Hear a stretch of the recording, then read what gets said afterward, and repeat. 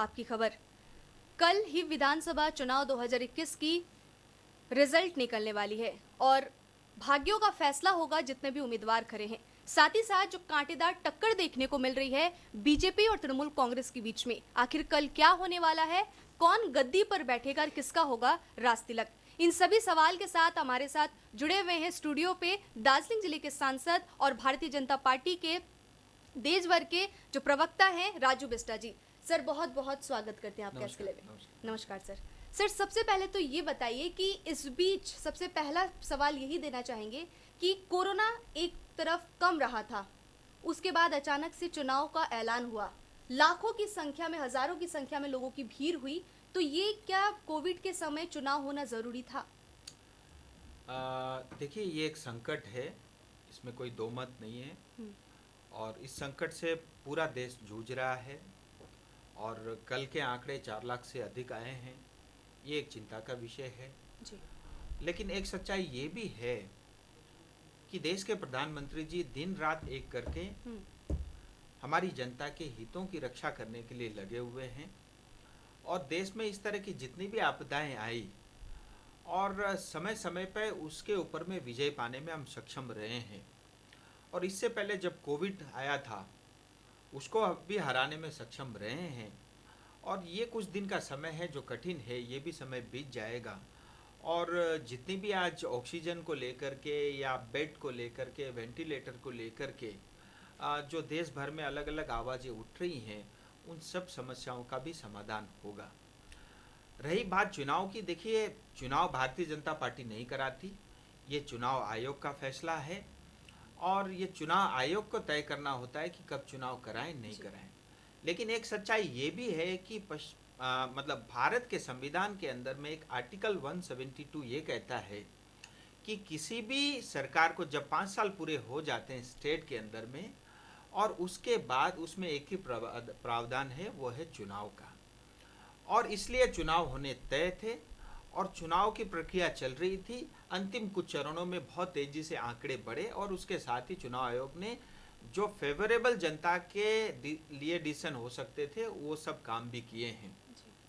लेकिन हमको ये भी समझना होगा कि एक सच्चाई ये भी है कि आज देखिए महाराष्ट्र में तो कोई चुनाव नहीं है, छत्तीसगढ़ में तो कोई चुनाव नहीं हुए, तमिलनाडु में भी कोई चुनाव नहीं है, लेकिन उसके बावजूद भी वहाँ पे भी आंकड़े बढ़े हैं।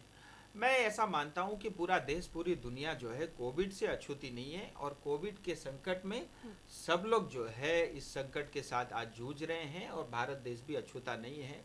लेकिन जैसा मैंने बताया कि मतलब 72 साल आज़ादी के बाद देश के अंदर में इंफ्रास्ट्रक्चर नहीं थे, ये सच्चाई है। उसके बावजूद भी जो है काफ़ी हद तक आज हम लड़ पा रहे हैं, केवल वो मोदी जी की देन है। बिल्कुल। सर हम लोग ये भी जानेंगे कि इस बीच देखने को मिल रहा है कि बेड नहीं है, ऑक्सीजन की कमी है, रफ्तार जो है वो बढ़ती ही जा रही है और एक आंकड़े के मुताबिक मई के 11 से 15 तारीख के बीच ग्राफ जो है 33 से 35 लाख रोजाना आ सकता है। आपको क्या लगता है इस बीच कुछ फर्क पड़ेगा? जो अभी पार्शियल लॉकडाउन है। मैं जनता को डराने के लिए कोई बात ऐसा नहीं कहूँगा। मैं ये जरूर कहूँगा कि मोदी जी के नेतृत्व में हम पहले भी इस संकट से पार पाए थे और इस बार भी मैं ऐसा मानता हूँ अगले 8-10 दिनों के अंदर में ये सब आंकड़े जो इसमें सुधार देखे जा सकते हैं, क्योंकि दिन रात एक करके मोदी जी काम कर रहे हैं। और इससे पहले वाले प्रश्न में मेरे को एक बात और जोड़नी थी। मान लीजिए अगर ये चुनाव नहीं होता तो फिर राष्ट्रपति शासन लगता।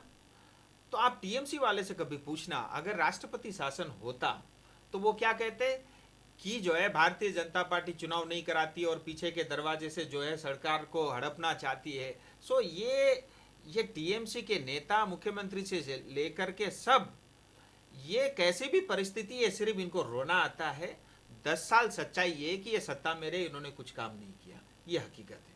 सर आपको नहीं लगता कि इलेक्शन कमीशन को उस वक्त चुनाव रोक देना चाहिए, जो कैंपेनिंग वगैरह हुई थी उसको रोकना चाहिए था? देखिए ये चुनाव आयोग का फैसला है, ये उनको करना है, इसमें मेरा बोलना मुझे लगता है उचित नहीं है। और जैसा मैंने बताया समय समय पे चुनाव आयोग को जो चीज़ें ठीक लगी उन्होंने किया। जैसे अभी इस बार काउंटिंग के समय उन्होंने कहा कि सबको जो है कोविड टेस्ट करा के आना अनिवार्य होगा। सो सब काउंटिंग के एजेंट सब पार्टियों के करवा रहे। साथ ही उन्होंने ये भी कहा कि इस बार विजय जुलूस नहीं मनाया जाएगा। उन सब का हम समर्थन करते हैं। देखिए, देश हमारा है, लोग हमारे अपने हैं, बिल्कुल। और कोई एक आदमी की भी मृत्यु होती है तो हमें कष्ट होता है, और खास करके हम नेता हैं तो हमारी जिम्मेदारी सबसे बड़ी है। अगर हमारे क्षेत्र में किसी एक व्यक्ति की भी मृत्यु होती है, उसका कारण कहीं ना कहीं मैं समझता हूँ कि हमारी लापरवाही के कारण हुआ है, अरे नहीं होना चाहिए। नंदीग्राम की बात करेंगे हम आपसे कि नंदीग्राम में देखने को मिला था कि कुछ दिनों के लिए ममता बनर्जी को वहाँ पे इंगेज कर दिया गया था। ये क्या भारतीय जनता पार्टी की षड्यंत्र थी या फिर क्या थी? देखिए, मुझे लगता है कि दीदी ने ये गलत जो है सीट चुनी, और शायद उनको इतना अंदाज़ा नहीं था कि जो है मतलब शुभेंदु जी इतना उनको फाइट देंगे। और एक सच्चाई ये है कि 50,000 से ज़्यादा मतों से शुभेंदु जी जीत रहे हैं, यानी कि नंदीग्राम और से मुझे लगता है उन्होंने गलत पंगा लिया।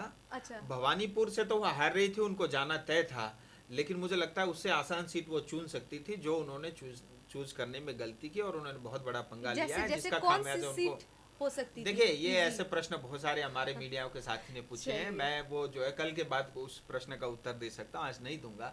लेकिन ऐसे बहुत सारे सीटें हो सकते थे जो उनके लिए ज़्यादा फेवरेबल होते, जबरदस्ती जानबूझ के जो है उन्होंने पंगा लिया है। यानी कि आप कह रहे हैं कि कल जो है नंदीग्राम से शुभेंदु अधिकारी ही जीतेंगे, ममता बनर्जी हार रही बिल्कुल है। बिल्कुल। देखिए, पहली बार ऐसा होगा कि सिटिंग मुख्यमंत्री जो है अपनी सीट हार रहा होगा। चलिए, आज बहुत बड़ी बात जो है राजू बिष्टा जी ने आज कही है, और देखना ये है कि कल आखिर फाइनली होता क्या है। हम आते हैं पहाड़ की तरफ। पहाड़ में भी जो है यहाँ पे भारतीय जनता पार्टी के उम्मीदवार हैं।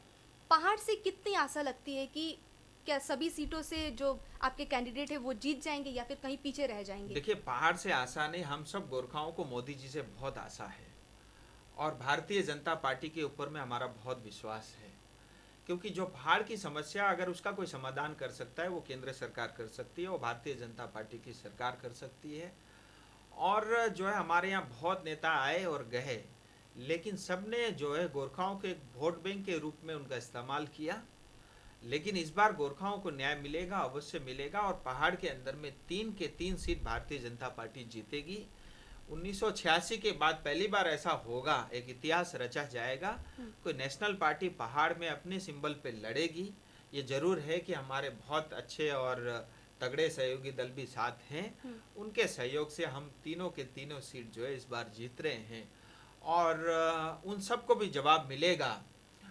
बार बार जानबूझ करके जिन नेताओं ने हमारे गोरखा समाज को धोखा देने का काम, पीठ में जो है छुरा घोंपने का काम किया है, उन सब को भी कल जवाब अवश्य मिलेगा। सर, जो दिलासा या फिर जो लोगों को जताया गया था कि आपको पर्जा पट्टा मिलेगा, पीपीएस मिलेगी, 11 जनजाति का मुद्दा, क्या वो सभी अगर पहाड़ में आपके कैंडिडेट जीत जाते तो उनका कोई सलूशन होगा? देखिए, हमारी सरकार बनेगी, दूसरे दिन से काम शुरू होगा। 2-3 चीजें मैं आपको बताना चाहता हूँ। बिल्कुल, देखिए, बिल्कुल। मैंने भी चुनाव लड़ा था 2019 में, मैं सांसद हूँ। मैंने कहा था कि मिनिमम वेज एक्ट अगर पश्चिम बंगाल सरकार लागू नहीं करती तो कानून बनाना पड़ा तो भी मैं पीछे नहीं हटूंगा। कानून बना, मिनिमम वेज एक्ट अब चाय बगान में भी लागू होगा, 350 रुपये मिनिमम वेज सबको मिलेगा। अगर पर्जा पट्टा ममता दीदी देना चाहिए, दे सकती थी। अगर आप पीछे थोड़े से आप 2019 में जाएं तो बाई इलेक्शन हुआ था, बिल्कुल, बिल्कुल। और हमारे विनय तामांग जी खड़े हुए थे, तो उनकी चुनाव घोषणा में आप देखना, उन्होंने कहा था कि हम पर्जा पट्टा दिलाएंगे। हार भी गए, उसके बाद भी फिर कहा मैं हार गया फिर भी पट्टा लाऊंगा, लेकिन उस बात को 2 साल हो गए, कुछ नहीं किया। पट्टा यानी जमीन, लैंड राइट्स, ये सब जो स्टेट का सब्जेक्ट होता है, अगर हमारे हाथ में होता तो 2 साल हो गए, अब तक तो हम दे चुके होते। आप निश्चिंत रहिए, जो भी वादे हमने किए हैं वो घोषणाएं नहीं है, वो चुनाव जीतने के वादे नहीं। मैं तो चुनाव जीत गया, मैं फिर भी आए दिन घोषणा करता हूँ, क्योंकि मेरे मन में सपने हैं। मैं कितनी लंबी राजनीति करूंगा ये तो तय नहीं है, लेकिन 5 साल करूंगा, ईमानदारी से कहूंगा, और जो कहा है वो हो, उसके लिए पूरी निष्ठा से, लगन से काम करता रहूंगा। बंगाल में या फिर डाबग्राम फूलबाड़ी में, सिलीगुड़ी में, इस इलाके में, उत्तर बंगाल क्षेत्र में क्या सोच रहे हैं कि जितने जितने सीट है, ऐसे तो कह रहे थे कि 200 से ज़्यादा सीटें जीतेंगे, तो क्या लगता है कि जीत जाएंगे 200 से ज़्यादा या फिर कुछ? देखिए, जहाँ तक नॉर्थ बंगाल की बात है, strike rate Bharatiya Janata party का सबसे अच्छा होगा। 2019 के चुनाव में 8 में से 7 सांसद हमारे चुने गए थे। क्योंकि इस पूरे क्षेत्र में क्षमता के हिसाब से काम नहीं हुआ हम्म। और जो रिसोर्सेस है उसको सिर्फ लूटने का काम हुआ, बदले में हमको कुछ नहीं मिला। ना अच्छे अस्पताल हैं, न अच्छे स्कूल और कॉलेज हैं, न युवाओं के पास रोजगार है, महिलाओं के उत्पीड़न बढ़ा है, चाय बागान बंद है, सिंखोना बागान बंद है, व्यापारी वर्ग यहाँ से भागने को तैयार बैठा हुआ है, कारखाने बंद हो रहे हैं। ये सब समस्याओं के बावजूद भी, इतना रेवेन्यू देने के बावजूद भी, जिसकी भी सरकार कलकत्ता में रही, उसने नॉर्थ बंगाल को हमेशा एक भेदभाव की राजनीति से देखा, भेदभाव के दृष्टि से ही देखा। अब ये भेदभाव समाप्त होगा, नॉर्थ बंगाल को न्याय मिलेगा और नॉर्थ बंगाल में सेंट्रल यूनिवर्सिटी बनेगा, नॉर्थ बंगाल में एम्स के अस्पताल बनेंगे, सिलीगुड़ी में आईटी पार्क बनेगा, युवाओं को रोजगार मिलेगा, अच्छे अस्पताल और जो है अच्छी सुविधाएं, जिसके लिए ये हमारा राइट्स है, हमारा वो अधिकार है, हमको अपने अधिकार के हिसाब से सुविधाएं मिलेगी। चलिए, कल के बाद ही पता चलेगा कि क्या मिलेगा क्या नहीं मिलेगा, और क्या वापस से तृणमूल कांग्रेस जो है वो सत्ता पर आती है, या फिर नए सिरे से पहली बार जो है भारतीय जनता पार्टी बंगाल में अपना मुख्यमंत्री देने वाली है। सर, हम आपसे ये बात जानना चाहेंगे कि जो एनालिसिस्ट है वो एक आंकड़े के मुताबिक वो बताते हैं कि दूसरे चरण के बाद भाजपा को कहीं ना कहीं खराब एक सिचुएशन था उनका, उस पर आप क्या कहेंगे? देखिए, एक बात हमको ये माननी पड़ेगी और ये सच्चाई है, पश्चिम बंगाल के अंदर में जो मतदाता है वो वोट डालने के बाद आकर के बाहर कम से कम 20 से 25% लोग वो बोलते नहीं हैं, साइलेंट वोटर होते, क्योंकि वो डरते हैं। उनको पता है अगर मैं बीजेपी को वोट दिया बोल दूंगा तो शाम के उनके घर में पुलिस आ जाएगी, उनको डंडे पड़ेंगे। ये सच्चाई है। इसलिए एक बहुत बड़ा वर्ग ऐसा है जिसने भारतीय जनता पार्टी को वोट दिया है, और देगा भी क्यों नहीं। आप देखिए, 34 साल सीपीएम का राज रहा, जनता पिटती रही, 10 साल इतनी जनता लूटती रही, और इस बार का चुनाव जो है Bharatiya Janata party versus TMC नहीं था, ये मतलब टीएमसी वर्सेस 10 करोड़ जनता थी, और जीत अवश्य होगा। 200 के आंकड़े के करीब हम अवश्य पहुंचेंगे, और कल जो है पश्चिम बंगाल के अंदर में टीएमसी हटेगा और कमल खिलेगा। सर, उत्तर बंगाल की बात करें तो कितने सीटें आप लोग आशा कर रहे हैं? देखिए, 54 सीटें हैं, 50 के आसपास तक जो है भारतीय जनता पार्टी को सीट मिलनी चाहिए। चलिए, इसी के साथ हम लोग ये भी जानना चाहेंगे कि चेहरा अभी तो कोई फाइनल नहीं हुआ है भारतीय जनता पार्टी के हिसाब से। अगर कोई मुख्यमंत्री बनते हैं, आप लोग जीत जाते हैं बहुमत से, तो फिर कौन चेहरा रहेगा, कौन बनेगा मुख्यमंत्री? देखिए, आप लोग को इतनी चिंता सीएम को लेकर के क्यों है? ऑब्वियसली देखिए, मैं आपको एक चीज बताता हूँ। देखिए, भारतीय जनता पार्टी एक मतलब हमारे यहाँ इंटरनल डेमोक्रेसी है, हमारे यहाँ प्रक्रिया है, एक तरीके से जो है भारतीय जनता पार्टी सरकार चलती है, क्योंकि यहाँ कोई दो लोगों की पार्टी तो नहीं है, एक व्यक्ति विशेष की पार्टी तो नहीं है कि बिमल जी जो बोल दे उनकी पार्टी में वो चल सकता है, विनय या अनिल जी जो बोल दे उनके पार्टी में चल सकता है, हमारे ममता दी और उनके भतीजे जो बोलते हैं उनके पार्टी में चल सकता है। भारतीय जनता पार्टी एक लोकतांत्रिक तरीके से चलती है, आप निश्चिंत रहिए। देखिए, मैं आपको उदाहरण से बताता हूँ। यूपी के अंदर में एक landslide victory Bharatiya Janata party को मिली, तब तक कोई तय नहीं था कि मुख्यमंत्री कौन होगा। योगी आदित्यनाथ जी मुख्यमंत्री बने, और मुझे लगता है आज के समय में एक सफल मुख्यमंत्री के रूप में वो काम कर रहे हैं। इसी तरह जो है कल ये काउंटिंग पूरी हो जाएगी, हमारी सरकार बनेगी, फिर उसके बाद जो है हमारे विधायक दल बैठेंगे, फिर उसके बाद जो है हमारी पार्लियामेंट्री बोर्ड कमेटी भी बैठेगी और वो लोग तय करेंगे। मुझे लगता है हमको थोड़ा और पेशेंस रखना चाहिए, लेकिन जो भी होगा वो पश्चिम बंगाल की जनता की हितों की रक्षा के लिए काम करेगा, इतना मैं आश्वस्त आपको कर सकता हूँ। बिल्कुल, लेकिन एक बात ये भी है कि 8 चरण में यहाँ पर चुनाव हुए हैं। पहले चरण से 8वें चरण तक की अगर हम लोग बात कहें तो मार दंगा फसाद जो है वो देखने को मिला, कहीं बमबारी हुई, लाठीबारी हुई, नाक फूट गए, लोगों को मारा गया। ये सब को लेकर के कल क्या लगता है कि रिजल्ट है, कल भी कुछ ऐसी तस्वीर देखने को मिल सकती है? देखिए, संघर्ष होगा, लेकिन हिंसा होगा ये मैं नहीं कह सकता, और मुझे लगता है कि हिंसा से बचनी चाहिए किसी भी पार्टी के नेता या कार्यकर्ता उनको।